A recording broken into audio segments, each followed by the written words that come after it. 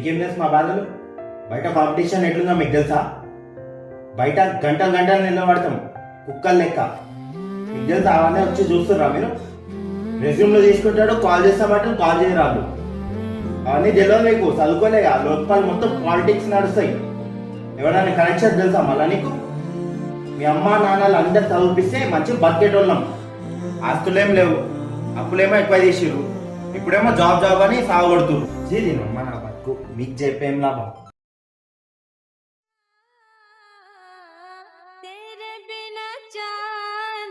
सोना होता रे पीली पीली धूल उड़ावे झूठा